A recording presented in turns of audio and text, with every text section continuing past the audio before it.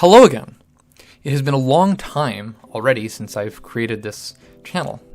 Busyness and motivations can change, but I have a lot of content I still want to share, and I finally have some motivation to do so, because there have been some recent debates between representatives of objective personality and socionics.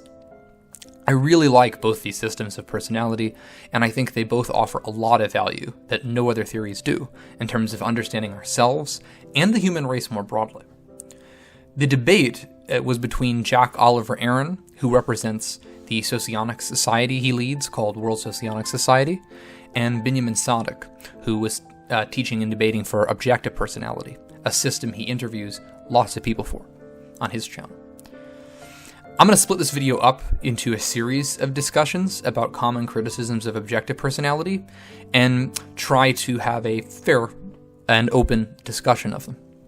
Before I get into the meat of the discussion, I want to mention what I see as valuable about socionics and objective personality. And this is my FI in terms of objective personality, as experienced practitioners are sure to notice. Now, hopefully I'll also give some compelling reasons that will serve to encourage others to explore these interesting systems of human categorization. Out of all theories, one of the things I like about socionics is that it has an especially elegant theoretical coherence that can even be understood in terms of mathematics, like group theory.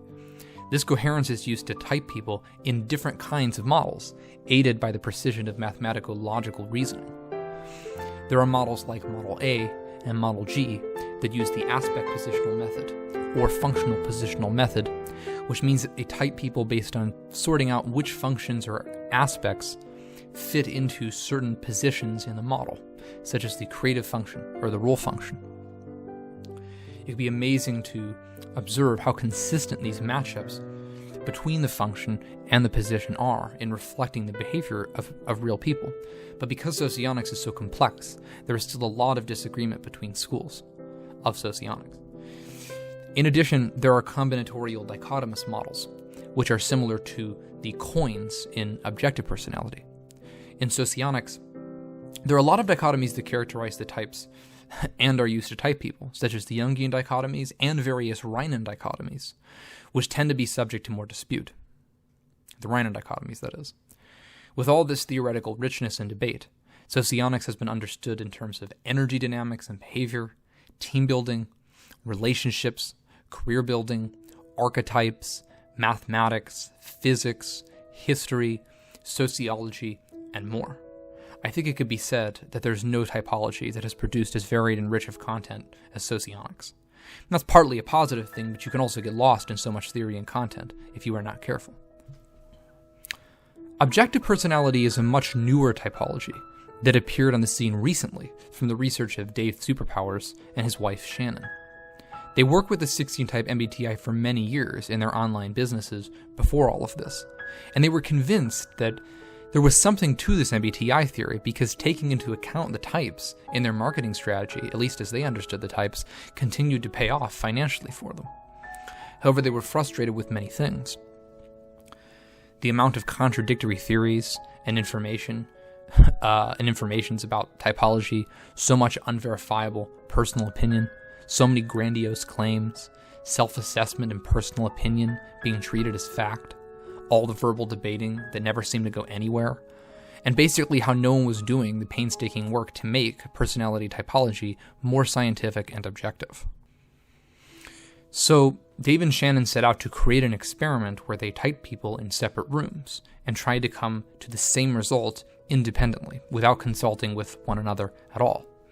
They tracked their hits and misses and refined their definitions more and more until they could be used consistently by both Dave and Shannon in the experiment, and these would line up to certain behavioral characteristics of the people who they were typing.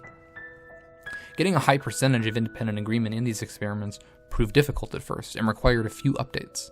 It required refining and simplifying definitions of the functions.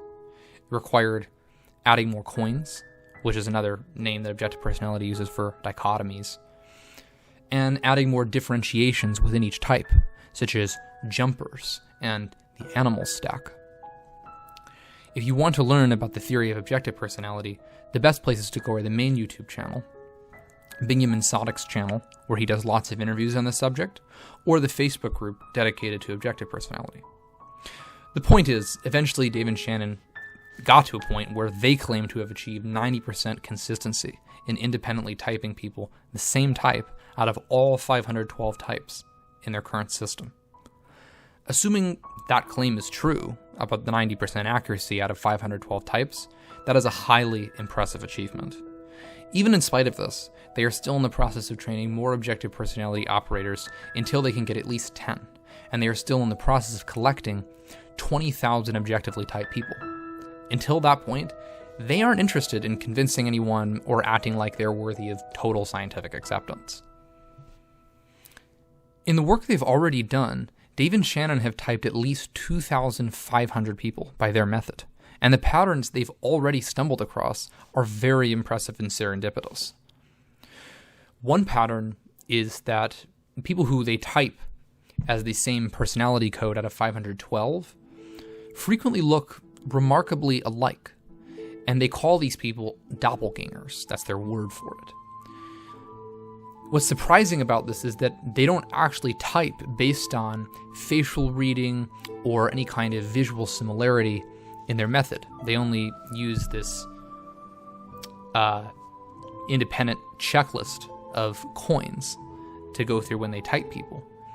And when they use that checklist, they independently find that people of the same type just happen to often look in a strikingly similar way, even though they weren't actually looking for that. Another pattern is that certain hair colors are clustering around certain personality types, and sometimes facial hair and male balding patterns as well. Another pattern is that anxiety, depression, and other disorders are clustering around certain types, and even physical disorders and diseases are starting to cluster around certain types. Another pattern still is that sexual identities and preferences, including LGBT, are clustering around certain types in their spectrum. At this point, there are likely to be even more unusual patterns that crop up. Dave and Shannon don't yet know what to make of these patterns, and these patterns are only anecdotes which are not advisable to use when actually typing someone, since that would render the pattern circular. That said, I think they show a lot of promise in this method. Seeing patterns that you didn't expect is the hallmark of true science, because you're coming across a hidden and mysterious order, which you are learning about in an open-ended, investigative way. These patterns, combined with the growth mindset and striving towards independent verification and greater objectivity, make a strong case that objective personality is worth more time, efforts, and experiments for those who are interested. It's hard to say what the end product will be, and that mystery is very exciting. But not everyone thinks so. Objective personality has already attracted a fair amount of criticism from various other denizens of the typology community on the internet. Receiving this criticism is hardly unique, since the typology community is in a very divided state more broadly, with lots of mutual criticism between different theories and models. Hopefully this criticism will be constructive and lead to mutual improvements, and it is up to us to see that it does, which is one of the reasons I'm making these videos, to keep the criticism as constructive as possible. In this series, I plan to address some of the following criticisms of objective personality, and people can bring even more criticisms to my attention if there is more to address. Topic 1, the question of objectivity. To what extent is objective personality objective, and to what extent is it improving objectivity and moving personality theory closer to science? Topic 2, the value of self-reporting or self-typing versus the value of being typed by experts or being typed by other people who know you. Topic 3, common misrepresentations of objective personality. Topic 4, interreliability between independent typers, like Dave and Shannon, and its relationship to the validity and value of the typing. Topic 5, the sometimes arguable disorganization or difficult to understand nature of objective personality. Topic 6, reasons versus values and logic versus ethics in Socionics and Objective Personality. Topic 7, organizing and how that relates to the introverted observers in Objective Personality versus rationality and other theories of Jungian typology. Topic 8, the origin and meaning of the animals and animal stacks in Objective Personality. Topic 9, masculine and feminine functions in Objective Personality.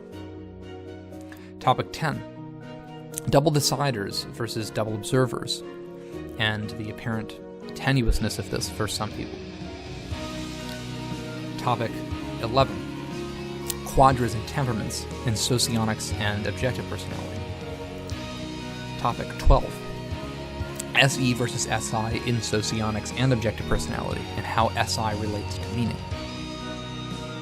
Topic 13, how TE relates to the tribe, which is confusing to some people in study socionics and other theories of personality.